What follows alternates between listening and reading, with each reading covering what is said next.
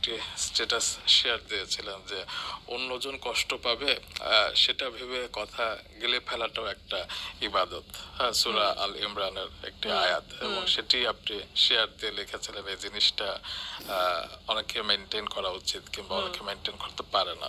আপনি কি বলেন? আমি এর সাথে সম্পূর্ণ একমত। কারণ আমাদের সমাজে এবং আমাদের পরিচিতর মধ্যে তুমি দেখবে অনেকে বলে যে আমি সত্য কথা বলি, সত্য কথা বলতে আমি আমি কেন ঠোঁট ভয় কাটা পাবো, মানুষ। আমি ঠোঁট কাটা মানুষ, মানে স্বঘোষিত আমি নির্যাতনকারী অলমোস্ট।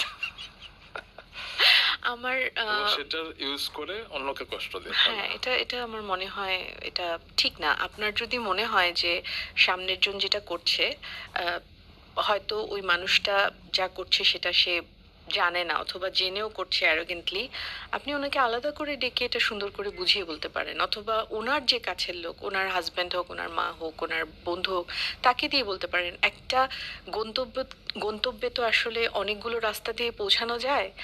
সো আমি অনেক ঠোঁট কাটা এই রাস্তাটা ইচ্ছা করলে অ্যাভয়েড করা সম্ভব। Exactly, I feel so. কারণ এটা একটা ব্যাড ওয়ে। জি, সবার উপরে হচ্ছে মানুষ মানুষের সাথে মিশবে, কাউকে হার্ট করবে না। এক্স্যাক্টলি। সেটা খারাপ কথাটা তো সুন্দরভাবেও বলা হুম। যায়, যেটা আপনি বলেন।